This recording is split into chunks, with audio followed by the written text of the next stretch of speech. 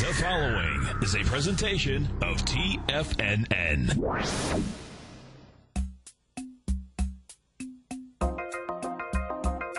Live at TFNN, the Power Trading Hour, with your host, David White. Call now, toll free at 1-877-927-6648. Internationally at 727-445-1044. Now, David White. And welcome to another exciting edition of the Power Trading Hour. And as we start the show off, I'm going to check in very quickly. But we are up 9 points on the S&P cash. Volume is 1.6 billion shares, so just about exactly the volume track that we had yesterday. I thought we might even have a little bit lighter volume than yesterday. My thesis pretty much going into last week was since we failed to break out the bottom and we closed back above 1938, that we were going to go back and try to break out the top. If you can't break out the bottom, you're going to try to break out the top. And any close above 1938 basically signaled a false breakout, even though we had volume down there. So we've got that. Now, of course, we've gone into that period of time that is the big men of Wall Street heading for the last vacation with the kids before they go back to school. And this is going to be a very quiet week. I think we're going to see low volumes, even with the stock market moving. Of course, they're going to be yelling and screaming. Apple, I think it was either closed or hit the all-time high. I saw it at $100.40. I didn't check to see if it got up to the high end. And $100.55. I think it needs to be $100.70 split adjusted for that high. Remember, it had to be about September 28th or 29th. I think Apple hit that 707 high or 706 high, whatever it was, on September 26th. I put out a special report, I think on the 28th, that showed all the suppliers from Apple just looking absolutely horrible. Skyworks Solutions, all the usual suspects that supply parts to Apple.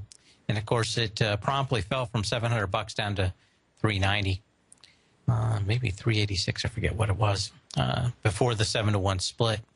But kind of seeing everybody sell the sizzle on Apple. They haven't sold one iPhone 6 or 6L, if you're looking for that larger screen size. And I'm not saying that they won't have a great business, but I think we're getting way toward the point of we're selling the sizzle and not the steak. The profits will only be in when you sell that steak. Now, you can sell the sizzle and make people want it, but until that steak goes out the door, you can't book the profits. They're going to be talking a great deal about that Sapphire, and of course, we've covered that for 6 months here. And of course, it is more expensive than Samsung's solution, which was to go for graphene. Right now, I think Samsung's put in $1.5 billion in their plant to produce graphene screens, and they're starting to come out with the most expensive products first. My guess is that by late fall or early spring, we'll see graphene, non-breakable, non-scratchable displays. And Sapphire is going to be an expensive option.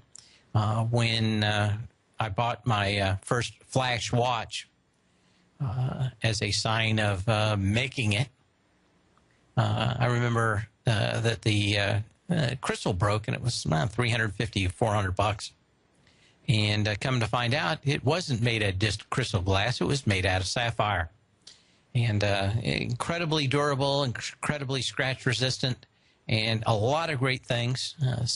Basically, I think Apple had decided that they were too far behind the game and wanted to make, and it kind of beat to the punch Samsung in coming out with non-scratchable, non-breakable displays. But probably going to have all of that. Now, the question is whether or not this is just going to be on their wristband, their smartwatches, or all of the displays. It seems like they bought certainly enough capability to manufacture Sapphire displays for everything that they've got, and I think that's the long-term plan. Question is just whether they can ramp up production on that, and whether the first products are going to come out again with some kind of form of Gorilla Glass.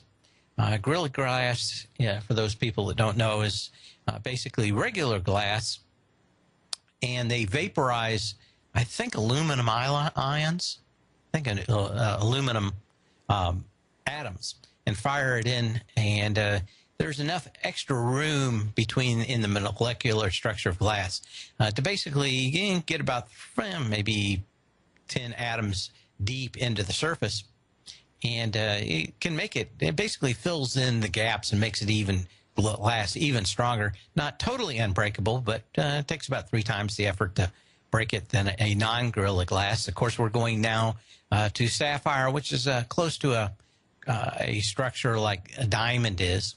And of course, graphene is just another form of diamond. So we're going to hear a lot about that in the near future. But it looks to me like the hype machine is already in full gear. One of the things I said last week that made me think that we were probably going to go up and get into a massive bubble this fall. I don't see anything that's changing that. We're probably going to have a little pullback, I imagine, after the big rollout the 9th of September for Apple. And Apple will probably, like I said, selling the sizzle now, probably pull back a little bit. When everybody that's ever wanted to buy a share of Apple is in it, you've got to have somebody on the opposite side of it. And the question is, after they get done beating the drums to the restless natives to all get them to buy Apple up here, the question is there going to be anybody on the opposite side of that trade to buy it at an even higher price? And, of course, my guess is they're going to have a nice fall. And the question is going to be after Christmas, how well does all these new Apple phones sell? And, once they get into this thing, how do they in the future basically one-up themselves again? My theory, if you've been reading the Tech Insider, has been that they are going to, they figured out that the smartphone business is probably maxed out. And they're going to get into the vacuum business like the Kirby salesman and try to find everything that they can to plug on to the side of this thing.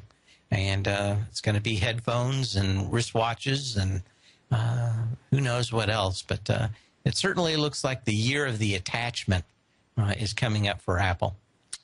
And as we get going out here, of course, in 2004, the most eagerly anticipated initial public offering since probably 2000 came along with Google. It began trading. It came out at $85.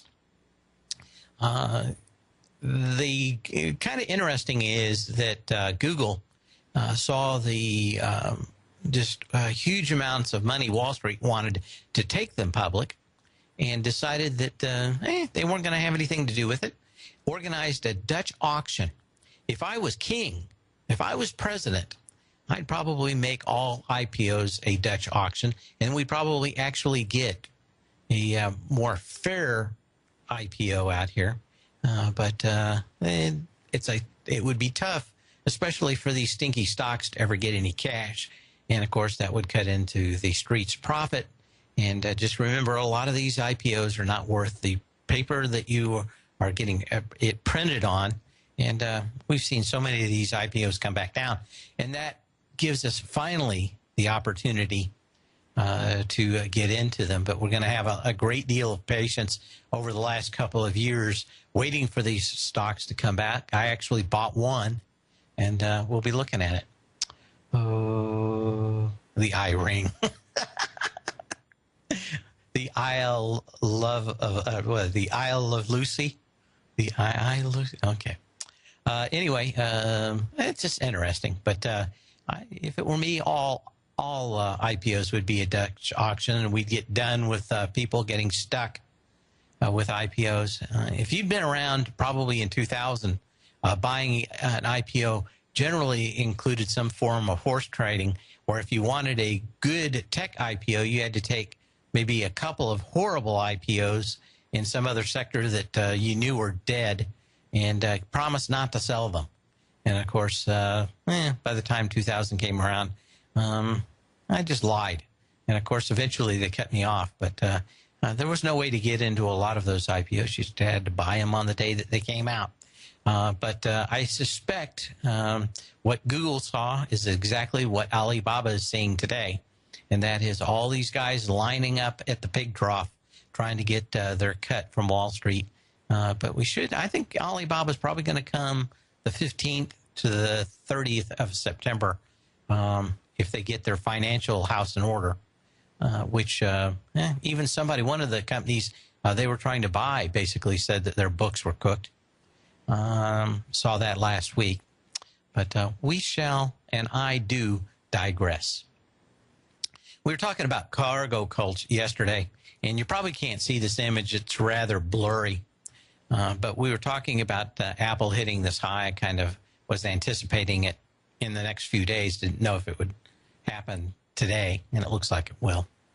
But we were talking about cargo cults, and really the height of the cargo cult was the Second World War, where first they saw Japanese people come in on their island with all kinds of technology that they could only dream of.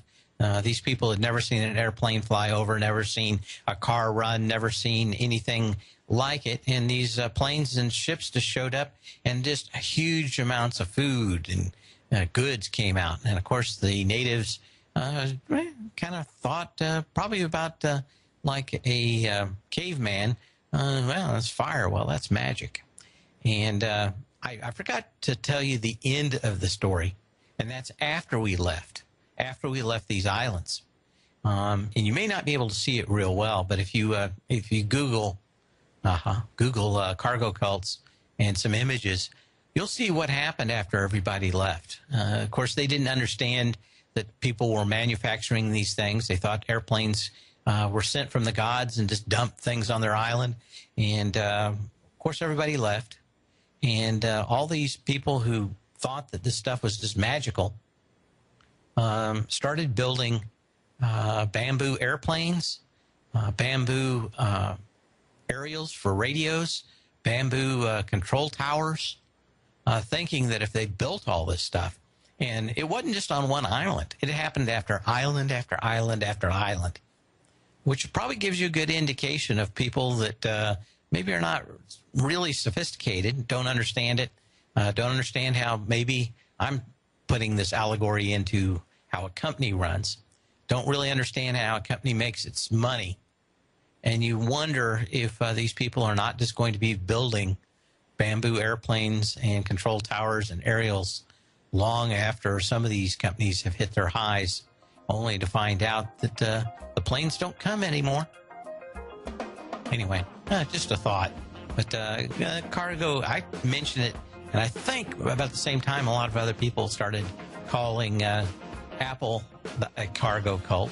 And currently you can find it referred to as the fruity cargo cult. But anyway, I digress, and we'll be back in a minute.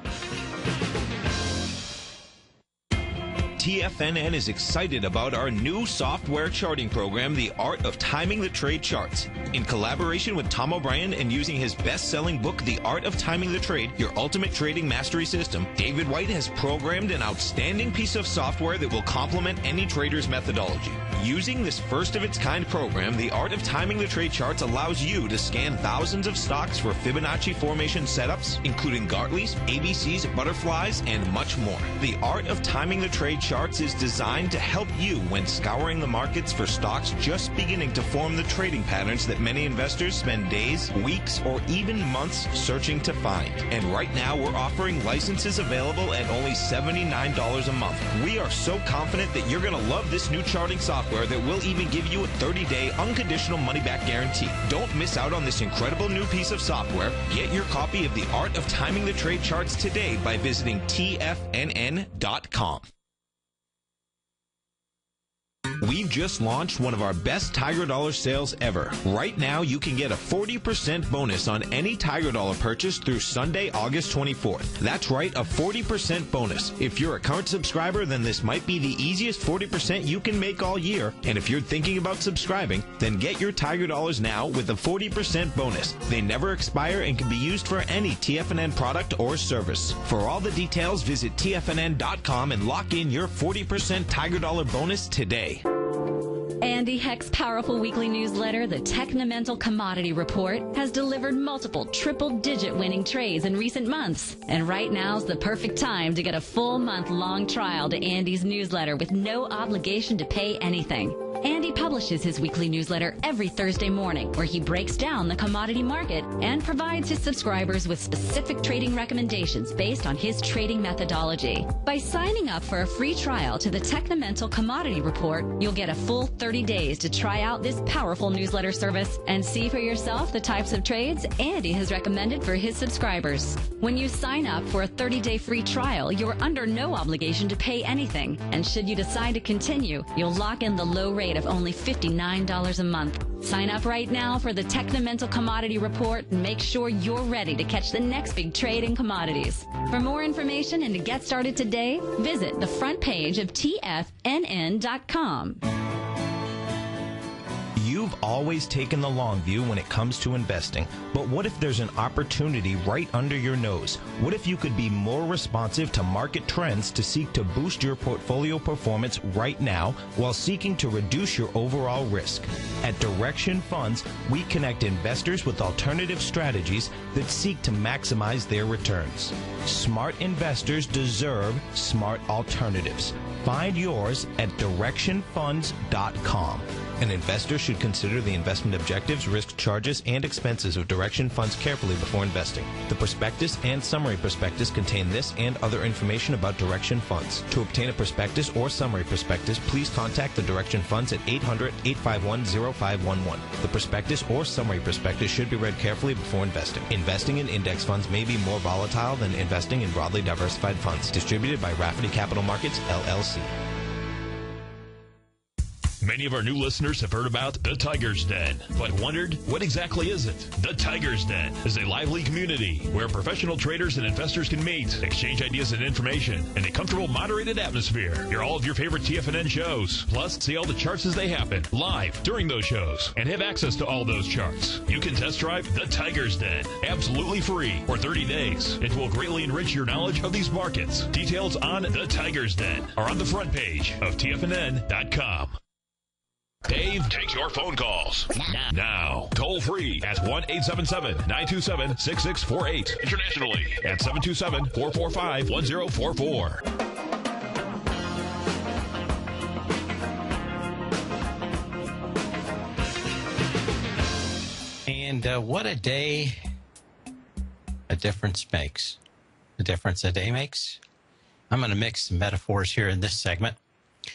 We were talking about how many of these clothers, especially the ones in the lower range, looked very interestingly like they were making a low. And it is one of those that, I was waiting for earnings thinking that maybe these things would move. Well, you didn't have to wait. Yesterday, Aerospatiale, ARO, canned their CEO ahead of earnings. And that's all it took for this stock to pop 21%. But this pretty much moved the rest of the market. The odd man out was Elizabeth Arden, which pretty much caters to a older crowd of women's clothes. Urban Outfitters, probably more in that young urban adult area. TJX, I put them in the board here if you're watching on Tiger TV. But a huge pop, 21%. American Eagle, even it's up, a total dog at 2.6%. TJX up almost 10%. And then Urban Outfitters almost 4%. So had a big move. When I was looking at those charts yesterday, they were telling me something. Not all the time can you, kind of like Lassie barking. John's fell down the well, Lassie. Ruff, ruff, ruff. sometimes those barks, you know what they mean. Sometimes you don't. Sometimes it's just Lassie making the same bark that he made 1,000 times before. But the charts were showing something. I just did ahead of earnings, especially since so many of these were ahead of earnings. I didn't want to jump in front of the bus. Some of these probably may still have some downside out here, but it looks like maybe we have put a low into some of these. And if you get a little pullback, may not be a bad fall out here. Kids may have to have new clothes this year, and maybe they'll get a new clothes instead of a new iPhone. Of course, we know that the new iPhone would be more important to them since they do nothing but text.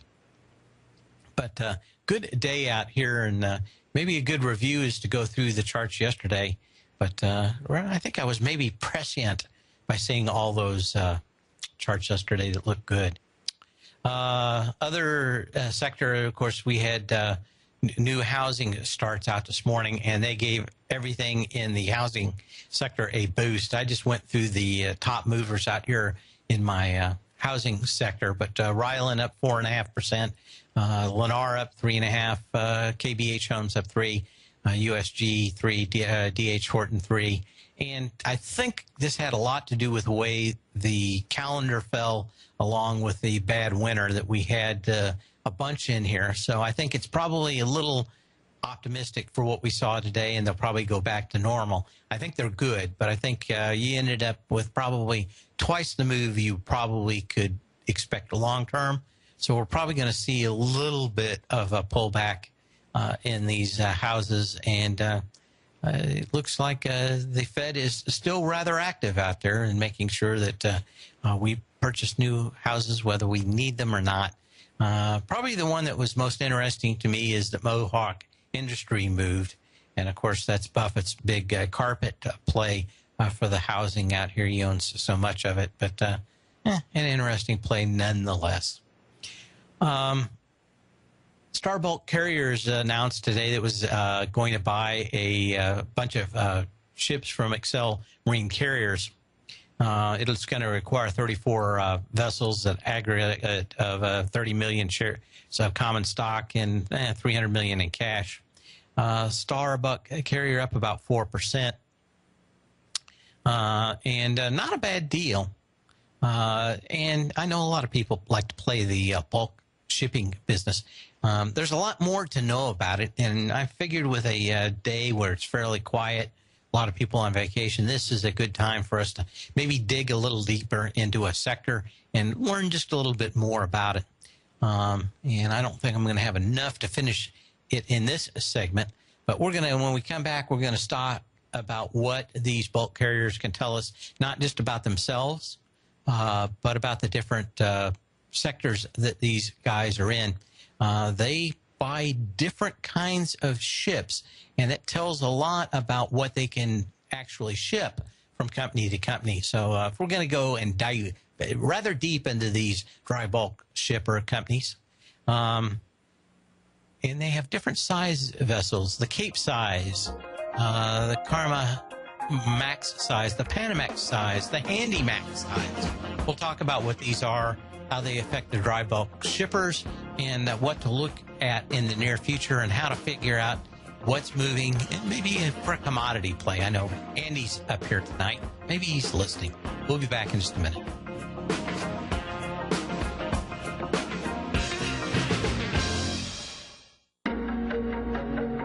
Has the current market volatility continued to stop you out of trades when the market spikes against you?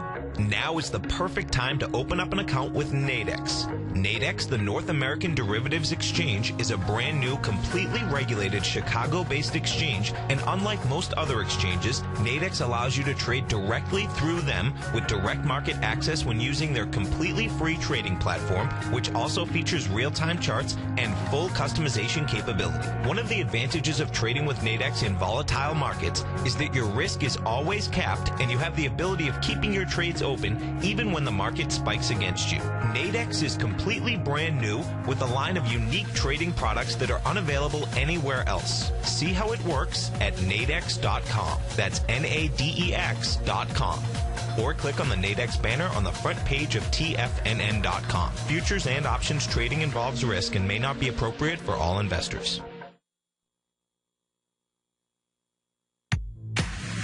If you're an active trader looking for that extra edge when it comes to trading and investments, then now is a great time to get a 2-week free trial to Tom O'Brien's daily market letter, Market Insights. Tom O'Brien's daily newsletter, Market Insights, comes out every market day at around 9:30 a.m. and provides Tom's daily commentary on the broad market, including the Dow, NASDAQ, and S&P, plus specific trade recommendations. There's even an update published most afternoons to keep you informed about the day's market activity. He'll give you the entry price, price target, and stop price of each stock in option trade. With Market Insights, there's nothing left to guessing. For all the details and to get your 2-week free trial to Market Insights started today, visit TFNN.com. The Path of Least Resistance is DavidWhite's daily trading newsletter, and if you're looking for active trading ideas, then now's a perfect time for a 30-day free trial to this powerful daily trading advisory service. David uses his years of trading experience to offer his subscribers his trading ideas each morning in his Path of Least Resistance newsletter. Using a combination of equity trades along with options, David keeps his subscribers up to date with all pertinent market information with intraday afternoon updates when warranted. Don't miss out on this great chance to get a 30-day free trial to David's daily newsletter, The Path of Least Resistance, with no obligation to pay anything. David has been delivering solid recommendations for his subscribers recently, and if you'd like to see the type of newsletter he delivers every morning, then visit the front page of TFNN, and you'll find The Path of Least Resistance under Trading Newsletters. For all the details and to start your 30-day free trial today, log on to TFNN.com now. No matter where you listen to TFNN programming, we want you to know you can always access your favorite shows on demand through TFNN.com. TFNN airs live programming every market day from 8 a.m. till 6 p.m. Eastern, and you can view each program by accessing Tiger TV through our homepage. We even have an easy link for all mobile devices, including iPhones and iPads, located at the top right-hand corner of the TFNN homepage. You can use your smartphone to view Tiger TV, but if you don't have a mobile connection that can keep up with streaming live video, then you can simply visit TFNN.mobi in the browser of your smartphone for live streaming audio of all of our programs. The mission of TFNN is to educate our audience directly and interactively through our interactive website and radio call and talk shows. TFNN is able to teach all levels of investors the technical skills needed to trade in today's marketplace. In order to get the best information possible, TFNN has assembled the most respected financial minds in the country to provide the most current news and comprehensive advice available. TFNN.com, educating investors. This segment is brought to you by Think or Swim. For more information, just click the Think or Swim banner on the front page of TFNN.com.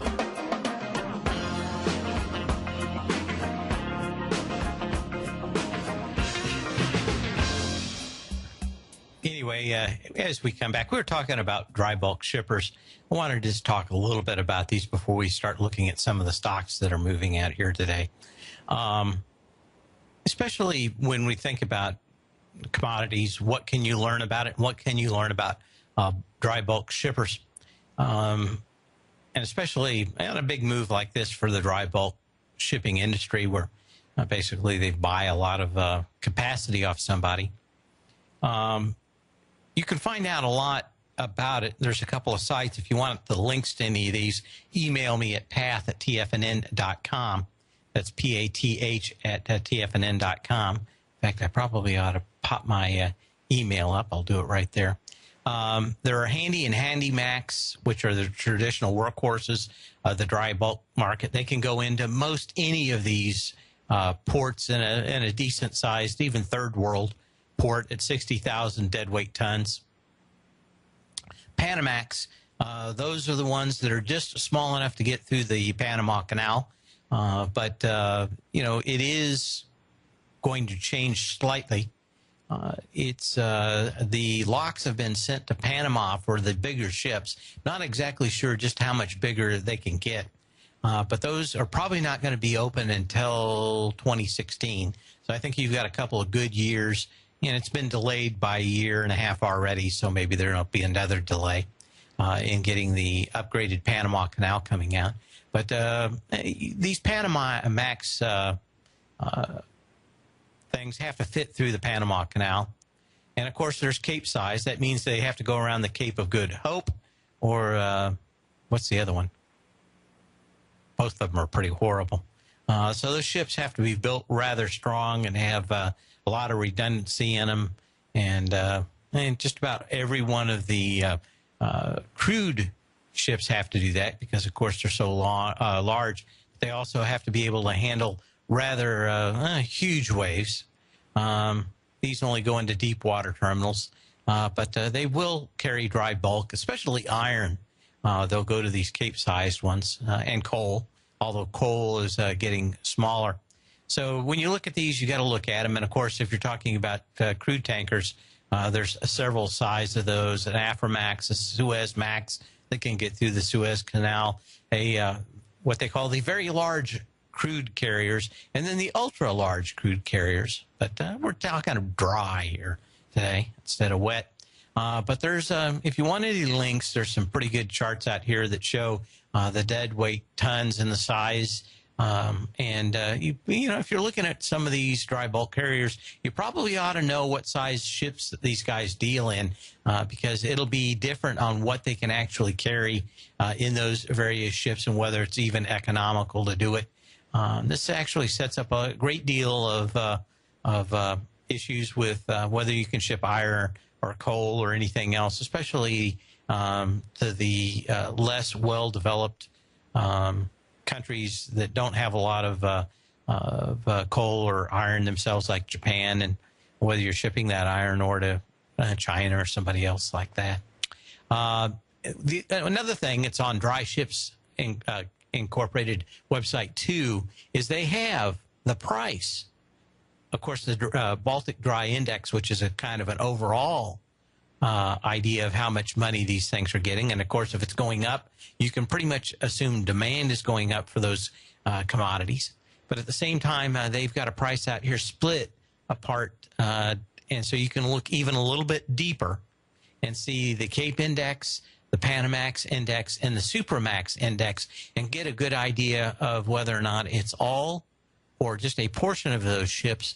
So if you are digging into commodities a little bit deeper out here, you can see the index and the price, which basically is the prices that you get for shipping these products, and they change from day to day. But you can get a daily index on the Dry Ships Incorporated website. And if you, like I said, if you need any of these links, you can always email me at path@tfnn.com, and I'll be glad to send you these links.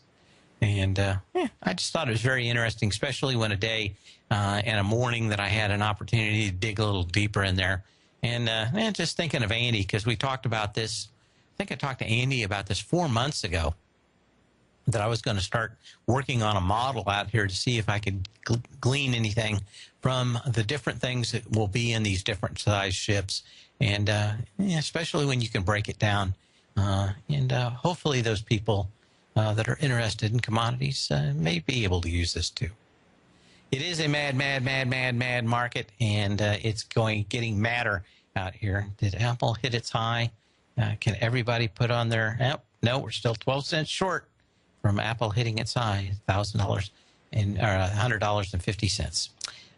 Anyway, we're going to get on to some charts out here and see what's moving and shaking. Been watching ADP.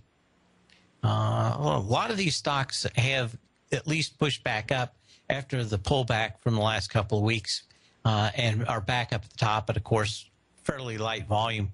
ADP did come back off with some volume after testing its November 26th high of last year with 2.3 million, and of course went up against it on the 14th with 1.6 million.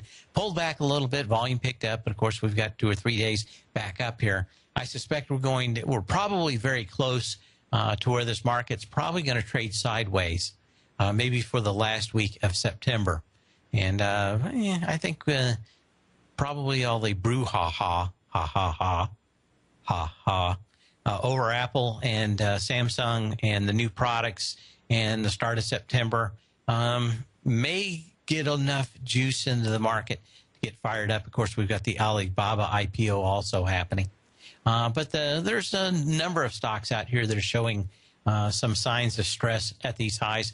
Acorn, AKRX, interesting stock. This thing's been banging against a kind of a little blowaway top here on July 1st with 4.8 million shares. Got into it on August 5th with 3.6 million shares. But today, 583,000 shares as it goes through that $38 level. Even yesterday, 1.3 million. So we are seeing kind of light volume triple tops in some of these stocks. We were talking about Diamond Offshore. Certainly look like we're getting fairly close to some kind of tradable bottom in crude. So I've been watching this. Of course, crude is off. Go back and look at it here. Off $1.70 on the current contract, $94.68. And it's, if you just look at the chart, it doesn't look bad. Of course, the offshore drillers are of the weakest and probably the most low-hanging fruit out here when it comes to the weak sisters in the energy sector. But they've gotten pretty much down to these low levels. What would we get to a low of today? 73.75. So we still haven't tested pierced the March 17th low on Diamond Offshore Drilling. But I think we're probably fairly close to a little bounce, probably in this $96 level in crude, back up to it. Let me put it that way. We broke through it, and you might start to get a little bounces. Kind of interesting that you're not seeing a lot of volume in Diamond Offshore out here today, which you thought maybe you might pick up. So some of these stocks may have lower to go. They may bounce and set up the next ABC down, but I have a feeling that's what's going to happen in Diamond Offshore. So I'm keeping an eye on that to see if any volume picks up at the low. Eco Petrol, another one of these out here at the lows. Of course, they're another exploration and offshore crude and natural gas for Colombia, Peru, Brazil, and the United States Gulf Coast. This one's getting awful close. Certainly, what we're looking at is the $33.01 low from February 27th of this year, 1.5 million shares. This thing did pierce it on August 14th with 900,000 shares. So 1.5 million shares to 900,000. Even bounced a little bit today, kind of selling off of that bounce. I don't think that these things are over, but any bounce in crude might make a few of these things on a short squeeze start to move. So I'm pointing these out, kind of like I was pointing out the retailers yesterday. Just keep a close eye on these. Maybe they'll give us a better chance. Murphy, of course, we've been talking about this for about a week, kind of sneaking through the top up here.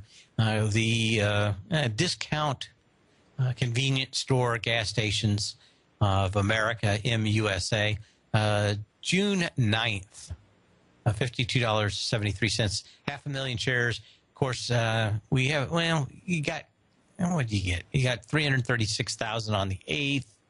You get anything more than that? You got, not really. I mean, even yesterday, 185,000 as we snuck up to that high. And of course, today, if this is right, 76,000 shares as we break through these highs. So going to be interesting. The energy, not a whole lot from this July 15th low at $47.20. So I think that we've got a lot of these things that are set up for at least mild pullbacks. And, of course, this being Tuesday is the last day of options rollover.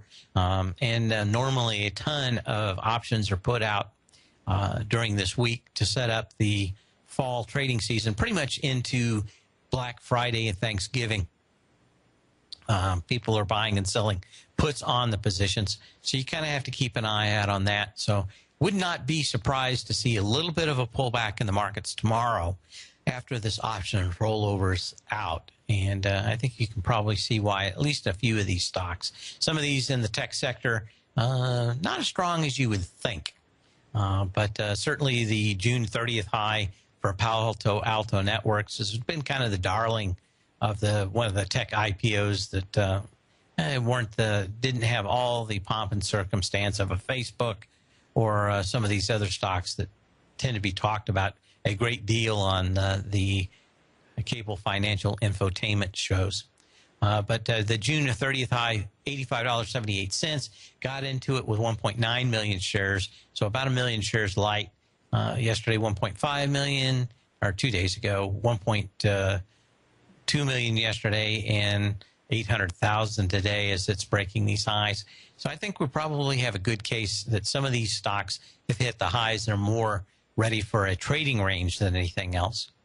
Regeneron Pharmaceuticals, another one of these up here at the highs. It's March 6th high with 1.3 million shares at 352.49. I'm really looking at this one coming in to that high. It did go above it yesterday. It has closed above it, or closed below that high, or will today most likely. You can kind of take a look at this one and say, I think probably a good indication this one has a trading range maybe down to 315. But just the lack of volume out here probably means the best case scenario is this stays up here and just goes sideways. The worst case scenario is it comes back down to that gap at 315. So there are some stocks that are moving in a market that seems somewhat flat. Another one of these is Sunesis Pharmaceuticals, SNSS. March 5th high at $7.49, $2.2 million shares. Coming into it today with 800,000, yesterday 1.1 million shares. So we're seeing the effects of this very light volume, and especially in this coming week or so with the very light volume I'm anticipating from vacation season. You could probably make a good case that these stocks will just go sideways, and then you'll have an opportunity to see whether they get any volume coming back after the Labor Day holiday, September 1st. XME, the metals, boy, this one, I think we've been talking about this one for a little. I've been watching it very close. Probably a whole lot less to do with the market conditions and vacations, and actually to do with the commodity markets, metals and mining, and the cost.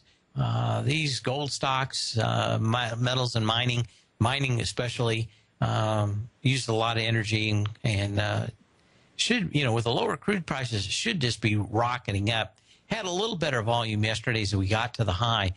Today was the proof of the pudding. Boy, these guys, they ran it up the flagpole. Did they salute? No way. This thing could, a lower open tomorrow could be very interesting in these metals and mining sector out here. So I would watch this very closely. Of course, I'm comparing this to the April 4th high, $43.42, 2.8 million shares into it today with 800,000 shares. Yesterday, we had 1.7 million shares. So a very light move at the top, closed back.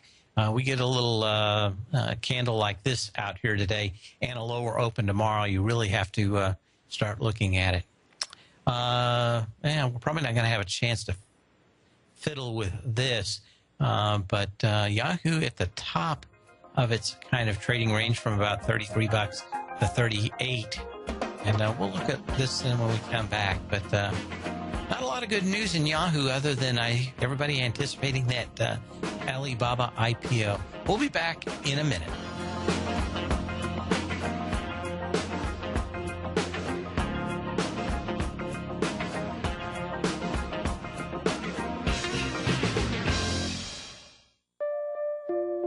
Daryl Martin coined the phrase diagnostic trading, and we're happy to announce that his diagnostic box spread analyzer has finally been released. The Diagnostic Box Spread Analyzer helps you easily identify the best box spreads on Nadex in seconds, plus you receive access to the diagnostic deviation levels, as well as step-by-step training videos teaching you how to trade Nadex spreads so you can quickly master the mechanics of this simple yet powerful trading instrument. By pulling live data from the Nadex exchange, the Diagnostic Box Spread Analyzer does all the math for you, calculating risk, reward potential, distance to break even for both outright spreads and spreads used to hedge the underlying market. Visit the front page of TFNN.com today to get your 2-week free trial to Daryl Martin's Diagnostic Box Spread Analyzer and gain access to the valuable information it can provide when trading the Nadex box spreads.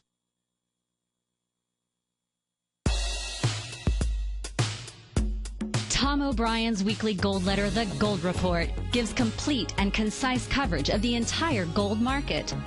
Inside, you'll get Tom's commentary on gold, the dollar, the rand, the bond, the XAU, the HUI, and detailed coverage of nearly 25 mining stocks. He'll give you the entry price, price target, and stop price of each stock trade. The Gold Report is a long-term newsletter where the focus is on building real wealth through the management of a successful portfolio of gold stocks. With a lifetime of knowledge and almost 12 years of writing his informative weekly newsletter, The Gold Report, Tom O'Brien can provide you with the important market information to help you make better trades in the gold market. Don't let the next bull run in gold pass you by. To get a month-long free trial to The Gold Report, an $85 value, visit the front page of TFNN.com today.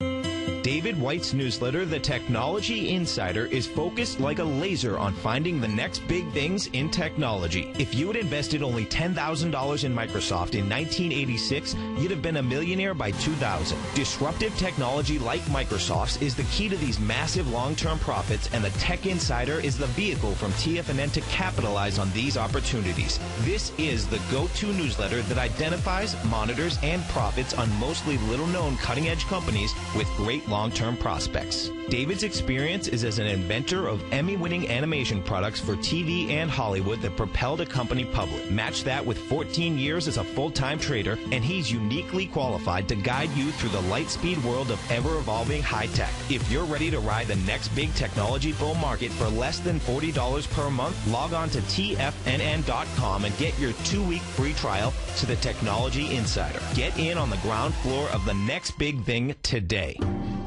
Hi, I'm Steve Rhodes, host of the Money Master Show at TFNN.com. Eastern legend tells of a fair maiden who was offered a rare gift by the king of the land, a bag of pearls. The king promised that she could keep the largest, most perfect pearl she could find with these 3 conditions. 1, choose only 1 pearl. 2, remove 1 pearl at a time, accept or reject it. And 3, if rejected, it would be lost forever. She began by looking at the pearls, passing on many special treasures. She delved deeper into the bag, and soon the pearls were replaced with pebbles. Sadly, she went home empty-handed. Folks, replace pearls with time, because we cannot go back even 2 seconds. We live in the eternal moment of now. So when now are you going to take advantage of my offer to you, a subscription to my daily investment newsletter service, Mastering Probability, where you can experience the most incredible pearls for trading and investing, the Rhodes Momentum Indicator and Strategy. The offer? It gets better. A 30-day money-back guarantee. Don't go home empty-handed. Mastering Probability. Available on the homepage of TFNN.com. Catch Tom O'Brien, founder and CEO of TFNN, professional trader and educator. Also a special guest on CNBC, analyzing the commodity markets. Tom will bisect and dissect the markets. The Tom O'Brien Show, next on TFNN.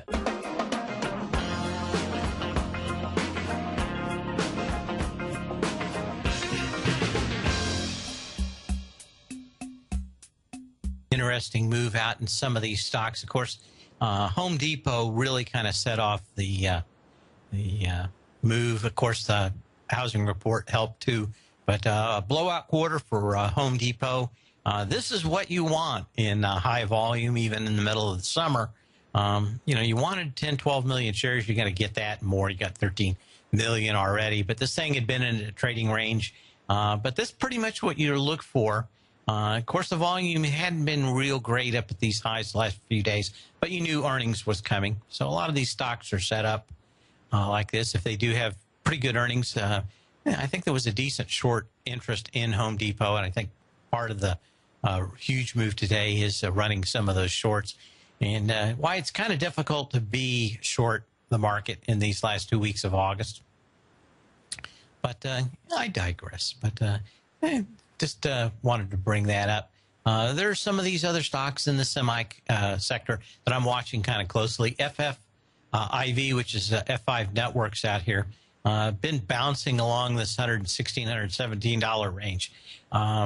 Even if you go to the conservative March 7th high that had 1.7 million shares, or even the big high of July 24th that had 4.4 million shares, you wanted to see this thing really move out here with a lot of volume.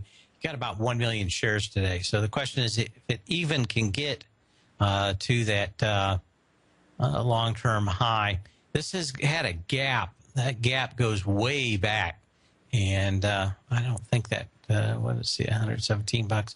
That gap came on 5.1 million shares on May 24th of 2012. So I'd be watching this one out here. Seems like this may be into that long-term gap level and breaking through it today on lighter volume. So you kind of have to keep an eye out for some of these stocks that are giving a little bit of a warning symbol. But like I said, in baseball, a tie goes to the runner. Right now, with a very light volume in the last 2 weeks, the tie pretty much goes to the bullish case as we see everything in the light volume really develop and tend to squeeze a lot of shorts out. See if there was else. Oh, a CLR, Continental Resources, another one that is popping. This was on a 2-for-1 stock split. I don't know how much this is really going to matter in the long term. Gave about half of the candle back already today. It's trading up just a little above the 148 level, but not a bad pop. But not a lot of associated volume, so really need to be paying a lot of close attention to these stocks to see whether or not if anything really happens out here. Sprint giving up their family plan. And no one likes that either. It's down even lower today. It's off about 4%. JCPenney, after being down, kind of being up now with a lot of the retail resurgence that we've seen. And, of course, the firing of the CEO from ARO yesterday after the bell. But this one's now back up into this gap. Let's see what we have. This is where this gap has kind of acted as resistance to JCPenney. I think a lot of people have been calling this in financial infotainment. But the 1030 level needed about 78 million shares from the November 29th, 2013 high. And we're doing about half that now. So again, probably looking at some strong resistance above on these levels. They've probably gotten as good as they can get on some of these stocks. Some of these others, like Apple, probably going to keep on running. Well, hang on. For Tom O'Brien directly after the show. Remember to sell when you can, not when you have to. See you tomorrow. Same bat channel, same bat time. Since 1984, Basil Chapman has been using the Chapman Wave methodology to advise traders of his expert market opinion. While originally hand-drawing charts from the late 1970s into the 1980s, Basil noticed that prices under most circumstances virtually always had a certain number of legs to the upside before declining sharply. Later, Basil found that computer software, which included the standard market technical indicators, enhanced the degree of accuracy in calling price turns as well as market trend calls. Thus was born the Chapman Wave sequence. Using the Chapman Wave methodology along with other indicators, Basil Chapman advises his subscribers of his expert market opinion each market day with his opening call newsletter. Right now, you can get a 2-week free trial to the opening call, Basil's daily trading newsletter, by visiting the front page of TFNN.com. Cancel at any time during that trial and pay absolutely nothing. Get your 2-week free trial to Basil's newsletter, The Opening Call, today by visiting TFNN.com.